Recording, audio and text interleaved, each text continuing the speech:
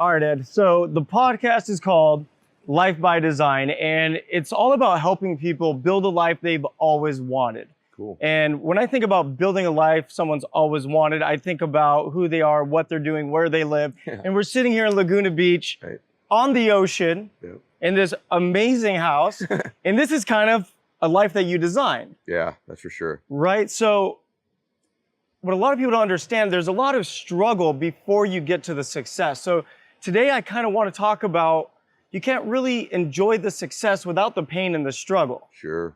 And I just want to kind of tell people your story and kind of tell them and teach them how you design your life. Yeah. So I kind of want to start early on with your career. Yeah. Because a lot of people do know you and some people might not know you. Sure. And you're from Diamond Bar, you said, right? Yeah, I grew up there. Yeah, my wife and I both did. Yeah. Okay. And where did you come from? A super successful family? Like, how did you get here? Like, how did you get here? Well, first way, I got God's favor. God's been good in my life. That's a central part of my life. I should acknowledge that. But I grew up in a middle class, maybe slightly lower middle class family. And like a lot of families, very loving family, but dysfunctional. My dad was an alcoholic while I was growing up in the house. My dad's my best friend. He's been sober 30 years now. But when I lived there, a lot of dysfunction. And but everything happens for you and not to you in your life. I'm a big believer in that. And a lot of good things came from my dad's drinking, to be honest with you, that helped me later on in life in business that you just never think of. Like, I'm 4 or 5 years old. My dad, I figured out Dad drank. So I learned to assess people so early on in my life because when my dad walked through the front door, I'd have to figure out pretty quickly, is this sober dad or not sober dad? Sober dad was good fun and come play and we'll shoot baskets in the backyard. Yeah. Not sober dad, maybe a little grumpy, could be a little bit different. So 4 or 5 years old, I just started learning to assess people early in my life. And that served me big time in business. All the little skills that came from that adversity, helped me in business. And then my first career, just to tell you really quickly, I was unemployed. I had finished playing baseball. I got released. I played college baseball, then I got released. And I was living at home with my parents, broke. And my dad was getting pretty angry with me, living in the same bed I grew up in and same teddy bear on my bed, same posters. And my dad ends up coming home from work one day from an AA meeting and he goes, "Hey, I got you a job. You gotta go get this job tomorrow in San Dimas, California, at a place called McKinley Home for Boys." I didn't know what it was. I show up there the next day. I'm like, "Hey, I'm here for the job." They're like, "What job?" I'm like, "I don't know. My daddy sent me. I'm a grown man, And they go, "Come back when you know what the job is. Who's hiring you?" I'm like, "Tim." They're like, "Who the hell's Tim?" And I go, I literally am walking to the door to leave like an idiot. And I go, "Well, I know he's an alcoholic." And they're like, "Oh, drunk Tim, that's Cottage 8. No. And so I go to Cottage 8 and I walk in, my whole life changed. My whole entire life changed. McKinley is in San Dimas. It's a group home. It's a campus. It's like an orphanage for boys. All the boys, my boys at that time, there's tons of cabins on this one group home. The boys are all molested by family. Wow. Or parents are dead or incarcerated. And so I walk in this cottage, Cottage 8, and instantly my life changed. There's these 10 boys. They're looking back at me. And anybody who comes from any dysfunction in their life, any abuse, our eyes are a little bit different. Like I notice this in children and adults. Like I can tell if someone's had it rough. And people that have these eyes we just want someone to love us, believe in us, care about us, teach us how to live better, And my life altered. I was this egomaniac baseball player. All of a sudden it was like, my life was about these boys. I was there Christmas Day, Halloween, when they came home from school. I was like their father, their big brother. And I went, "Oh my God, I love helping people." Yeah. Never occurred to me before. I love serving people. I love making a difference. And from that day then, as my business career took off, that's what I do now, except I do it with adults. I love people, I care about them, I believe them, I teach them how to live better. So if my dad weren't an alcoholic, I wouldn't have learned how to assess people. I wouldn't have got the job because he wouldn't have been at the AA meeting. And I wouldn't have connected with these boys if I didn't come from that kind of a family. So it all came together for a reason. So I love everything you said about that. Yeah. And I always tell people, in life, it's a series of ups and downs. You're gonna experience pain and it's what you do with it. Yep. So you didn't just fold, you took the pain and you use that as fuel to become better and then you can give back and you learn from it. Because I do believe there's a positive to every negative. Correct. In every negative situation, there's a positive. Yep.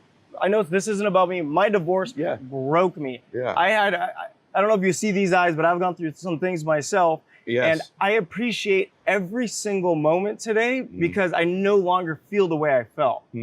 And You do have those eyes, by the way. I've been through some things, and that's why I love giving back too, because there's no gift like giving someone the gift of happiness. Agreed. The best thing you can do for someone is put a smile on their face, and I'm a big believer in that. That's wonderful, man. And I really believe that, and that's actually really why the main reason I'm doing what I'm doing. Me too.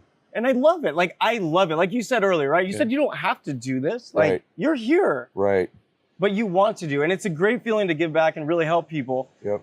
So how old were you when you were working at the boys' home? 21, 22. And you said something brilliant there, man. I just want to acknowledge, it's not the events of our lives that define us. It's the meaning we take from the event. So when an event happens, the direction of your life is going to be altered by what does it mean to you? So if you lose a career, you lose a marriage, you lose something in your life. Is the meaning of that you're a loser, you're not worthy? The meaning you attach to that event, there's something wrong with me? Or is the meaning of that event that relationship prepared you for the ultimate one? That the experiences you got through that business that failed are going to prepare you better the next time? Everything in our life is the meaning we attach to the event. So the people that are listening to this or watching this, begin to build the muscle of attaching meanings to events that serve you. Even if they're not even always true, I'm conscious all the time of what's the best possible meaning I can take away from this situation. And that serves me because it changes your emotion. Here's how it works. An event you attach meaning to, that meaning creates an emotion, and that emotion drives your life. Right. So people always focus on the emotion. I want to be happier. I want to have more joy. I want to be more pumped up. Go all the way back to the events that happen and the meanings you attach repeatedly. That'll dictate the emotions that you get in your life, because we get addicted to emotions. We get addicted to, if you're an unhappy person, you find events and meanings to get you more unhappiness. If that's your addiction, if you're down, if you're depressed, you find things to give you that emotion. The reverse is true. If you're blissful, joyful, my mother-in-law just walked by. Yeah. She's this good Christian woman, man. Everything comes back to the Lord from mother-in-law. The wind's blowing. Thank you, Jesus. You know, no matter what event happens, she attaches God's goodness to it. So she's not a rich woman, although she got a rich son-in-law. Yeah. She's never had tons of money in her life, but she's so happy. She's grateful. Because of the emotion she gets to live with, is bliss, is joy, is faith, because she's always attaching those meanings to the events. See, it's funny, like, so I love that you just talked about that. So I like to talk about defining moments all the time. So what I call a defining moment is a moment in your life that changes the trajectory of your life. Yep. Like when I got, the second my ex-wife walked out the door, that was a defining moment. Sure. Second I found out I had cancer, defining moment. Second time, when I found out I had my second cancer, defining moments. And it's all about what you do with those moments. Wow, bro. So what I did is I faced all these defining moments, and I said, how can I take this as a lesson to improve? And every single time I face a hardship, I try to grow from it.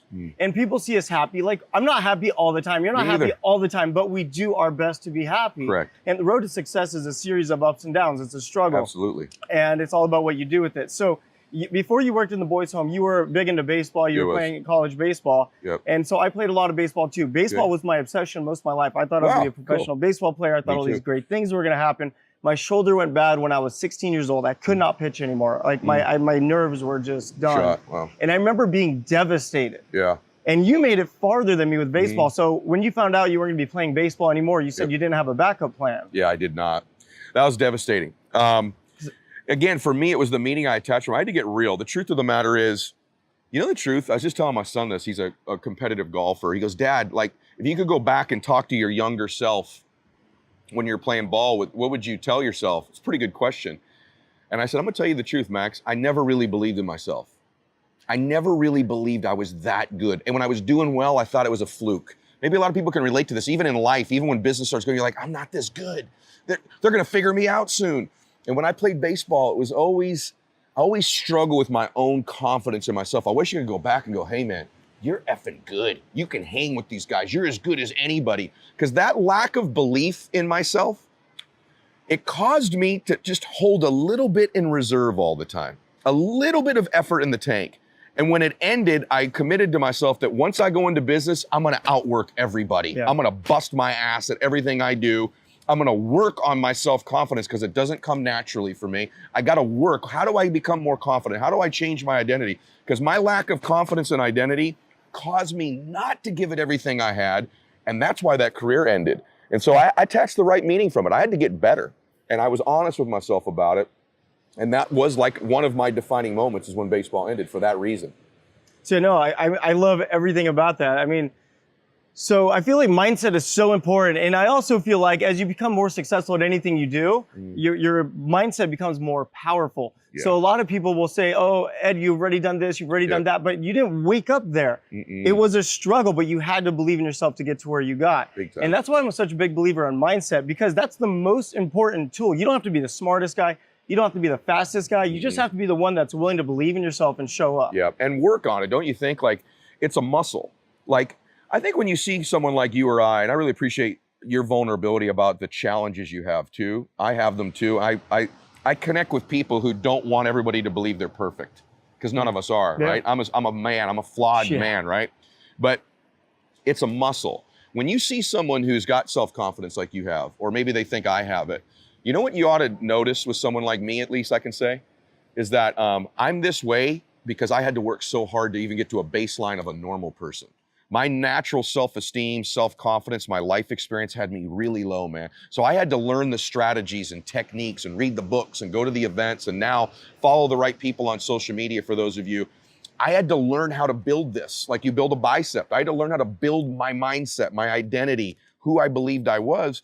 And so if I can do that, you can. It's like any other muscle. When you work at it, when you train it repeatedly over and over again, you can get a world-class mindset. And I feel like it's the most valuable asset I have. You could take my house, my jets, my other homes, my money away, but I got this thing here going now, man. I think you could plant me anywhere, and I really believe I could find a way to regenerate all this again.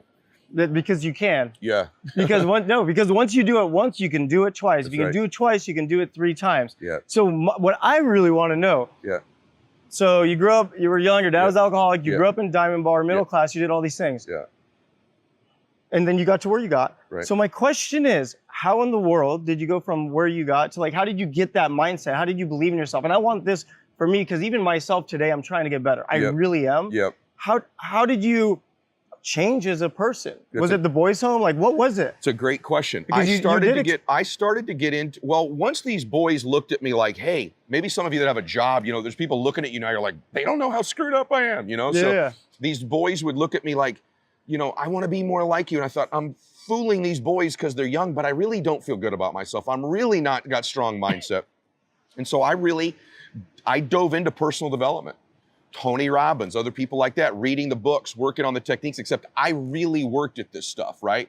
And so I'm a big believer, like your identity is the driving force. It's the most powerful force in your life, is for you to be consistent, the external results of your life, to be consistent with the internal identity you have, which is, and your identity is the thoughts, concepts, belief, and like worth you really believe to be true about yourself.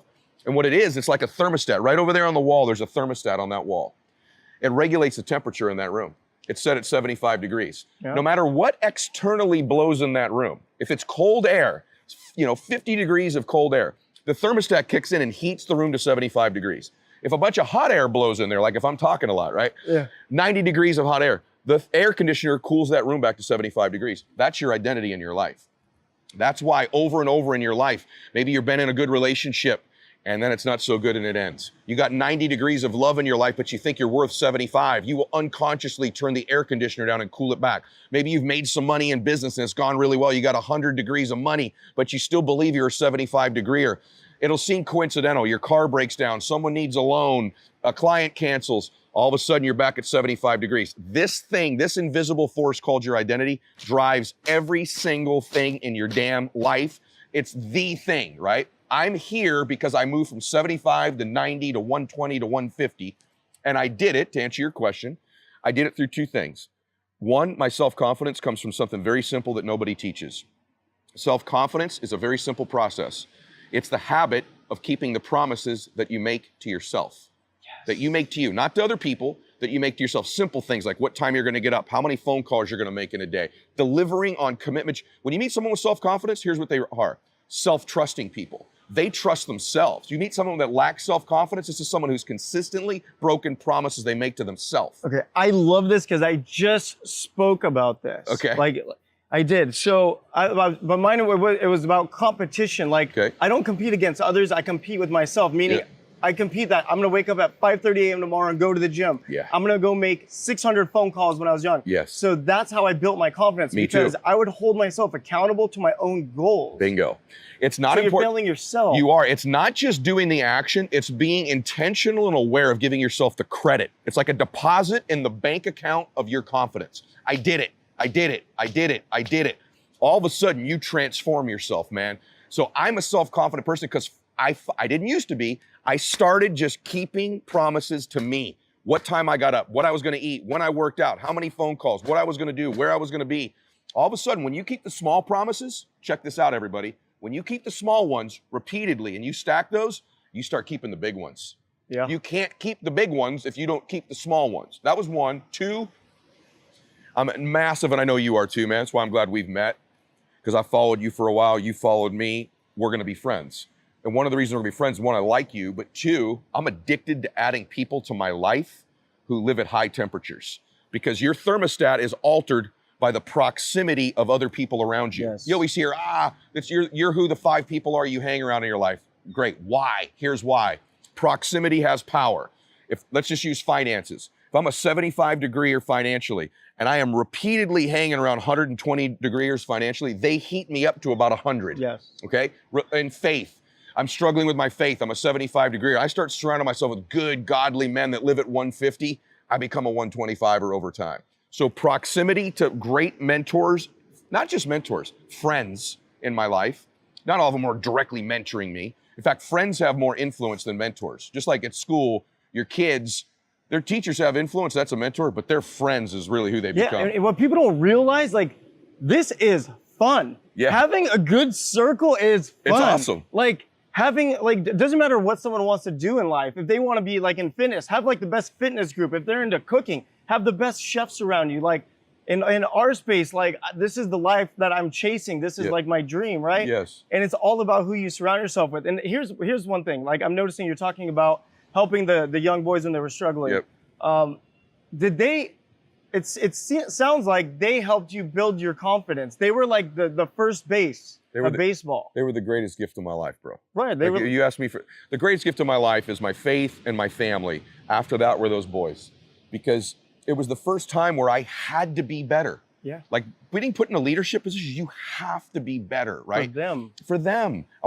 Everything you really do great in your life, ultimately, you're probably gonna do for someone else, just if you're a good person, if you love people. And so I had to be better for them. And then it became an addiction. There's something that people don't give enough credit to. It's momentum. Momentum is this invisible force in everything that can make someone pretty average, pretty extraordinary. And so what happened was, here's the truth. My life started to get some momentum. Yeah. A couple things started to happen. It's like if you watch the NBA, not every year the best team wins. It's the team with momentum. In hockey, it's the hot goaltender. In baseball, it's the bullpen or the starting pitching that just gets hot in the postseason. Not always the team with the best record wins. The Patriots are a perfect example. Tommy and Bill are so incredible at this. They're not always the best team all year, especially in the middle of the year. They find a way to get momentum late in the season that carries them. Life's that way. The truth is, I worked on my confidence. I worked on my identity. I did the actual physical work of winning, and then I got a little momentum. Momentum made me better than I probably really am. Yeah. You've had it too. I've watched it in your life. And then once you get a taste of it, right? Once you get a taste of success of whatever it is you're doing, it becomes addictive. Like, that's right. I think addictive personalities are great because Me too. I'm obsessive. Like if I try something, like when I first got into real estate, okay, it's not about me, so I'll be real quick. No, yeah. My first 7 months in real estate, I made no money, totally broke. I was living in my mom's garage. I was at my real estate office. This lady's talking about how stupid people are for paying some guy to coach them. I'm like, wait a minute. I was 20. I was like, there's coaching in the adult world? I was still a kid. I went out and signed up for coaching.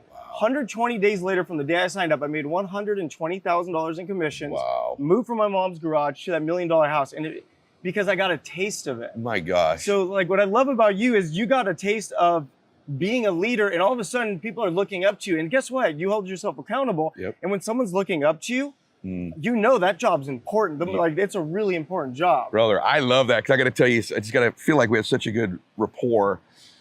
It's interesting because the way you hear someone's stories, and then I won. Well, actually not with me. I had false start after false start. I'd win, then I'd lose. I'd win, then I'd lose. And I think sometimes people think, how come I keep having these setbacks? You talk about defining moments. It's amazing for me to this day. There are many mornings, not every morning, but a lot of mornings I'll wake up, I'm like, my backyard's the damn ocean. Are you freaking kidding? My wife and I would walk on these beaches when we were kids and we were teenagers, we were dating. I could say, babe, I'm gonna get you a place on one of these beaches. So I had no idea I was gonna do it. I didn't even know I used to wonder, who the hell are these people that live here? Like, they inherit all their money? Who are they? And so we moved down to the beach after we got married, literally about a half a mile from here. I was in a condo, and I was going broke in business again. I was struggling. And I'll never forget it because I walked out to the park, or she walked out she had to go get a job to support us. That's how broke I was.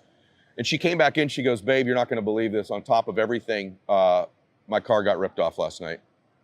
I'm like, oh my gosh. Lo and behold, I found out later in the day, her car wasn't ripped off, it was repoed. Lost our power. But here's the defining moment. This is why I appreciate this water here. You're gonna believe this. We got our water turned off. You can lose your power, you can still function. You lose water, you can't cook, you can't bathe, nothing. Here I am, a newlywed with this business, pretending to be successful. And every morning we'd get up and we'd gather our stuff and we'd walk down the stairs in the cold and we'd both take a shower in the one shower at the outdoor pool. And I'd hold a towel up so people wouldn't see my wife showering. Then she'd do it for me. Completely ashamed, you know, we'd walk back up the stairs afterwards. And I remember just thinking to myself, how embarrassing, I can't even support my wife. You know, and you know what I'm grateful for to this day? Not every morning do I'm grateful for that ocean. I swear to you, there's this trigger. When I pull the shower in the morning and I turn the water on, I'm not exaggerating this. When that water comes out and hits my face, instant gratitude every single day. It's this trigger I'll never forget the rest of my life, is how grateful I am that water runs in my house. So let me ask you this, where a lot of people would say I'm crazy because this is how I think. Are you happy that happened to you? Thrilled. I'm sorry. It's thrilled. I'm thrilled because it's the contrast. People go, what's it like to have the ocean out there? I said, you know what's even cooler? When I first wake up and the water comes out of the shower, I go, thank you, Lord. And then I look at the ocean, I go, wow, right? If this was just easy, if I just cruised here, I guarantee you I'd take it for granted. That's why you see so many people that have inherited things in life. I worry about this with my own children. Me too. Working for it, the struggle, the ups and the downs makes it so sweet because I get to sit in my backyard. I tell that damn water story to everybody who sits back here. Normally it's a cigar and a scotch and I'm like, let me tell you, right? Yeah. But I love, my test has become my testimony. You know, what you're doing right now, if you're struggling, you don't know it, you're building your story. Now, if you end up failing forever, then it's just a sad story. But if you win, it becomes one of the greatest comebacks of all time. It does. It becomes inspiring. If you just won all the time, no one's inspired by that. Exactly. There's nothing inspiring about it. And I've had so many ups and downs in my life. And I'll be honest, like I haven't talked about this ever, so I'll talk to you about it really quick. Yeah. I know it's about you, but I'm having too much fun. I love I'm it. sorry, I man. I want to talk to you so much. Like we have to get together again. We will. So like the day like my ex-wife walked out on me, this was a little over 3 years ago. Yeah. Talk about fear. I said, what's going on with my career? What's going on with my business? What's going on with my personal life? I was down and out. Like it was one of the most challenging experiences of my life. And sitting here today with you, Ed, I fought my way tooth and nail from May 26, 2016 to where I couldn't even get out of bed. I couldn't get out of bed on May 27th. Wow, and today I'm sitting here with you in Laguna Beach because you know what? Life is a series of ups and downs, and you have to accept the downs, and you have to just take them as education, and then get better. And then, so that's what I was going to ask you. I'm really proud of you, by the way. Thanks, man. I'm proud of you. It inspires me. I knew a lot about it because I watched it, and I have this massive admiration for people who come back, and maybe even a little more for people who had it, lost it, and got it again. That takes a tremendous amount of intestinal fortitude, belief, and you know what I think you probably did? People say, well, how'd you do it? I'm just guessing. There were just a couple days you're like, I'm just gonna get up and get moving. Yeah. I'm just gonna put one foot out there. I don't even wanna go, but I'll go. I've had a week like that, ironically. I'll be honest with you, I've been this down week, just some health stuff in my family. And yet I've had a good, productive week. And you know what? My habits and rituals that I have override how I feel a lot. See, you're like, you just got to keep going. So I'm going to take a quick story. Yeah. So I had back surgery a few years ago. Wow. So I had cancer. They took my thyroid. I blew up to 235 pounds. Whoa, I didn't know that I was a size 38 waist, 235 pounds. I was really big on TV.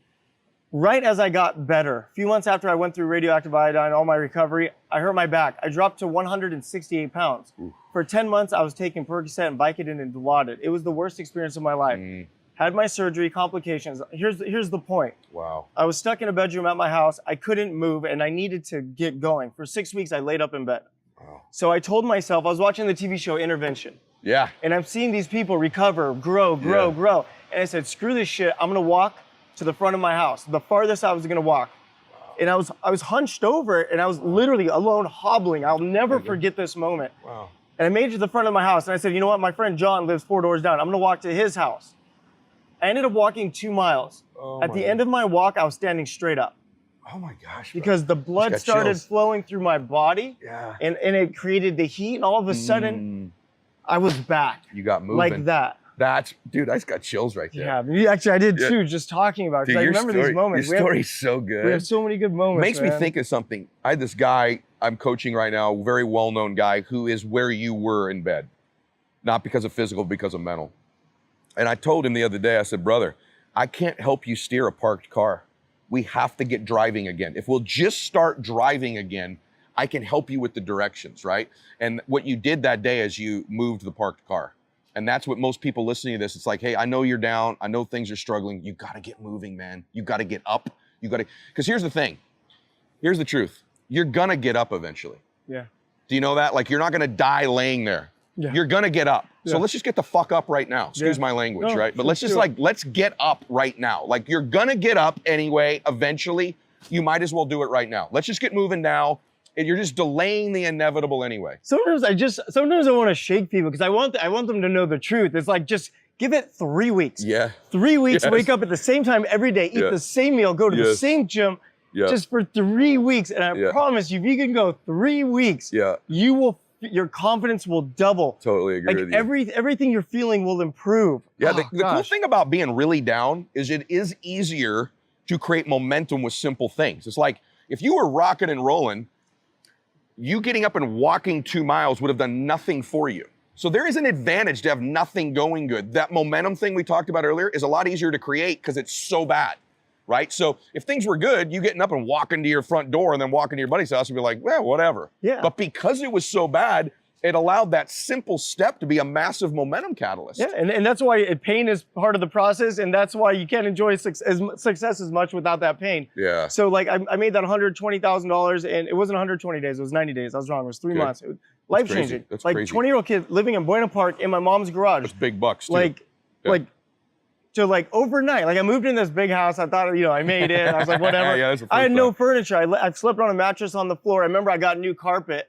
And I didn't want to ruin my new carpet, so I bought a TV and I laid out pillows and put the TV on the pillow so it wouldn't put like lines in my car. I was 21 years old. That's awesome. I had no idea what to do. But then at 24, 25, the real estate market turned. Yeah. Everything I was doing stopped working. I would work 20-hour days, and I'm not kidding. I know you've done the same. 20 hours. People said, no. Did. Absolutely. I relate. Not a dollar. Made nothing. Lost everything. Like you, I had to sell my houses, my cars. I had to move into this little apartment. And I remember it was the most defeating experience of my life because I was like, I'm 25 years old and my life's over. Yeah, I relate to that. It's over. It's never going to happen again. Like all this shit, right? And guess what? Anybody like watching and listening, you're going to fail, and remember, you're going to come back. Just be ready. Right. Like it's going to happen. Have to. Yeah, that's the whole thing. I know almost nobody. I almost know nobody who just won. You know what I'm saying? Like my neighbors here, my ones in Idaho, or, I'm just trying to think of someone who just won the whole time. I don't know anybody. My favorite part of meeting successful men and women is this part of it. Tell me the up part, now tell me the down part. Tell me the up part, now tell me the down part. Stories. Yeah, and I have such admiration for guys like you, because I think when you have one on some level, you kind of know, like, man, this is a brother. Like, he had to go through so much to get where he is.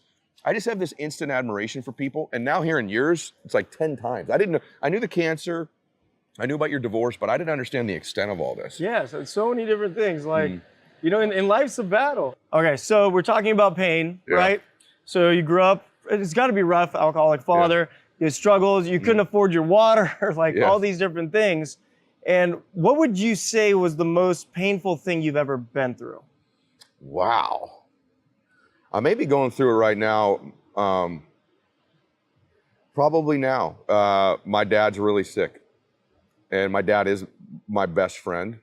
that's so sick that we're in the danger zone, but when you get really close or you do lose somebody, like I'd lose money, I could lose a house, I could losing people, whether they've actually physically passed away or you lose a relationship you love. One of my biggest regrets in business is that I had some great friends with me initially that we were on the ride together and they didn't stay for the duration. And so now their lives maybe aren't like mine, and I just wish they had come all the way with me. Those of you that have partners that are close to you in business, try to stay together, man, if you can. Because if one of you breaks out and makes it, it's just an odd thing. Just losing people in my life has been something that I don't deal well when I lose people. Whether even simple thing like losing contact. One of the things when your life changes and you get wealthier, you know this, you've had it happen. Like just life circumstances can sometimes cause you not to have as much in common with like people you grew up with or that are very dear to you. And I just love people, so it's hard for me when people aren't in my life. The most painful thing though is probably my dad's illness right now. That's tough. Yeah. I'm sorry. Yeah. Yeah. Yeah, my dad's going, actually, what we're talking about, my dad's going through some health stuff right now too. And my dad has always been like my rock. Me too. Like super strong. And like a few months ago, he comes over to my house and he's been acting weird. And then he just starts crying. And I'm like, what's going on here? And he goes, I've been depressed. I can't walk. My ankle hurts. My shoulder's locked. I need knee surgery. He didn't tell me anything because he's always been dad, right? My dad. And he was always my biggest inspiration growing up because I grew up in a shitty area. I didn't grow up with money. But there's one thing my dad did for me that I know 100%. He always told me I can be the best. Me too. He always told me rarest thing I in can life, be the best. Rarest thing in life is someone who truly believes in you. Not just loves you, believes in you. Believes. And my dad believes in me. Like to this day, anything good that happens, the first thing I think of, I can't wait to tell my dad. Yeah. And so the idea that someday maybe I won't be able to do that, even I'm almost 50 years old, I'm a grown man. You just never lose that. Like I want to make him proud of me. Yeah. You know, and a lot of you that are listening to this or watching this, there's people in your life you'd like to make proud of you. Some deceased, some here. Do it. Like freaking do it. Like get after it, make them proud. You know how much they believe in you and love you? They're right. Prove them right. You know what I do? Because we're so similar. Yeah. So like I send myself emails, random emails all the time saying, call your mom. Me too. Send your mom flowers. Like, Me too. Like yesterday, my mom, okay, I'll give you an example. Like Yeah. she's gonna find out anyway. Yesterday, my mom, she was complaining. She drives an older car and like her light wasn't working. And I was thinking about like, what am I doing? So I'm gonna go buy her a new car. That's awesome. I'm getting her a Tesla. It's her dream car. I love that, dude. And it's That's like, awesome. and I'm like, what? Why didn't I do that before? So I constantly remind myself that we're not here forever. You got it. We have to appreciate and love the ones around us, and really, and actually, truly give a shit about not only our family but our friends and everyone around us. I'm that way. My mother-in-law is walking down on the beach down there, as you know. And I did something similar like that, not to talk about what we do, but when my father-in-law passed away, there was some situations with their home. And I remember just going, I'm just gonna pay it off. Just buy her the house. So she lives in a house that's paid off. She's got no bills, you know, nothing like that. Like I would never want her to have any worries or fears in her life. And that's one of the blessings of having, you know, done well in business, is being able to do things for the people you love when they need you. And that's a gift. It's a gift of freedom, not money. It's like you took away that stress, and you didn't do it because, oh, I'm Ed Mylett and I have money. You did it because you know that she needed it. Right. Oh, and the thing about getting money too, people ask me a lot about that. You know, if you're not happy, if you can't find a way to be happy where you are now, you're just gonna bring you with you to your big mansion. You're gonna bring you with you on your jet. And you would think in life, like you do too, I have so many financially really successful friends that aren't really all that happy. No. They didn't learn the skills of bliss when they didn't. Most people think, okay, I'll be happy when I get the house, when I get the girl, when I get the guy, when I get the promotion, when I get the money, except it's always something else. And then achievers, they're reverse. Guys like you and I, here's what they think that's flawed. They think, if I enjoy this right now, I'll lose my drive. So I'll cheat myself of any happiness right now, because if I'm happy, I'll lose my drive. And I teach something called blissful dissatisfaction, which means there's a difference between bliss, happiness, and satisfaction. You can simultaneously actually be very happy and totally dissatisfied. Dissatisfaction is what you know you're capable of and where you are. That's a pull power, that's awesome. But you can be happy while you're doing it. You bite into a steak and it's delicious and you're happy. It doesn't make you less hungry for the next bite. It actually gives you dopamine and you want another bite. You want more. So there's a connection between celebrating and enjoying now and wanting bigger bites later. So I'm gonna share something with you that I've never shared, just because why not? Yeah. That's why we're here. So in 2016 was my biggest financial year. Did 8 figures in income, Awesome. which was like, that's the dream. 7 figures, like I remember the 7, but to hit 8, I was like, oh. It's a big difference. Right, in my whole life. But guess what? It was the most miserable year of my life. It was the worst year of my life. So then I realized it has nothing to do with the money. It has to do with enjoying the ride and appreciating it and being grateful. Yeah, 100%. And that's why I search, when I wake up, like when I do what I do, I don't think money, I think about accomplishment. Yeah, me too. I also think like you get addicted, like I said earlier, to emotions. I used to be addicted to like things. I'm gonna get more things. Now I'm like kind of addicted to like gratitude. Like what can I find to be grateful for? Now some things I'm grateful for winning. I'm grateful for today. Like tonight when I'm praying, I guarantee you when I go through what I'm grateful for, it's this experience today. Like I'm grateful I've met you now. I'm grateful we're gonna become friends. I find things that make me happy as I'm kicking ass. Like you're never gonna take away the psycho in me or you. No. We're psychos. We're nuts in a great way, right? Yeah. Like you said, addictive personalities. I'm a totally addictive personality. I've just learned to point these addictions and these obsessions towards healthy things. I don't want to lose my obsessiveness. I love being obsessed with winning and happiness and love and joy and ecstasy and making memories with my family and stuff. I'm totally obsessed with that. I just don't point it towards unhealthy things like worry, fear, drugs, or things like that, which I used to. Not drugs, but I pointed to, my obsessions was worry. I loved to worry when I was younger, man. Loved to worry. I was addicted to what ifs. What to find a what if, right? Like living in an event right now that's probably never going to happen. Worry forces you to live a miserable event that actually didn't happen and probably wouldn't happen. Yeah. But you do it over and over. So now I live grateful as much as I can. And again, I have bad days just like you. Okay, so today is all about pain, suffering, struggle, and then success. Yep. So someone that's currently in the trenches, they're dealing with the pain, the struggle, the lack of self-confidence. I can't do it. I'm a failure. I'm a loser. What is the first step to get out of that? The first step is to actually replace that story with your new story. So stop telling yourself your old story. People love to tell their old story, right? They love this is where I come from, this is what I used to do, this is my current story, and they repeat the story over and over and over again. And their life is like no one wants to read a book that's 1 chapter long, 4,000 pages. But that's how most people live their life. They keep telling this story to themselves. So the first one is, like, if your life really is a movie and you control the script, if you could write a script, what would the script be? You're the leading character of your own life. You get one of these suckers, right? Like, what would the script look like? Like, just for fun, write a new script, okay? And what I did, because what you're in right now is crisis. You're in a crisis. My daughter, even though I have some money or whatever, my daughter a while ago, Dad, you're in a midlife crisis.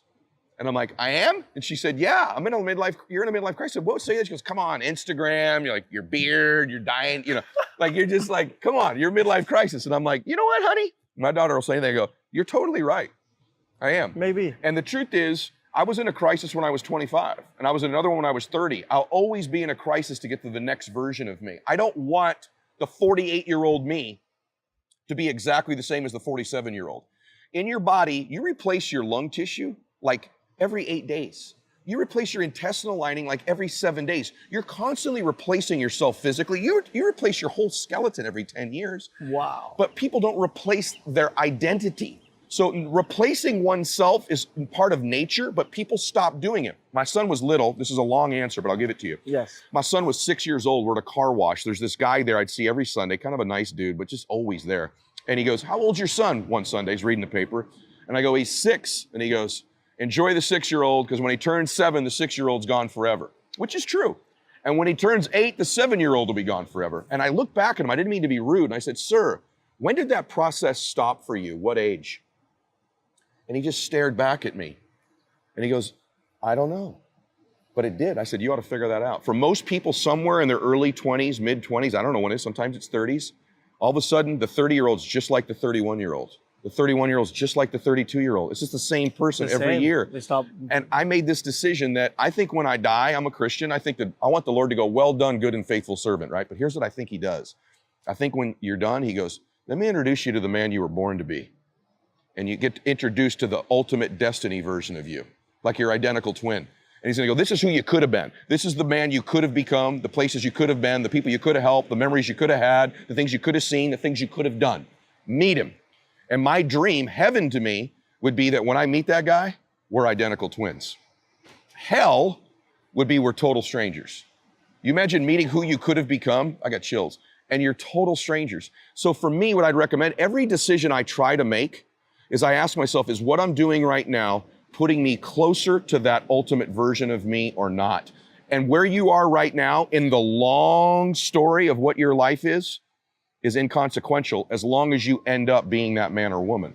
So your past does not define you. This current chapter of your book, turn the fucking page, excuse my language, turn the freaking page,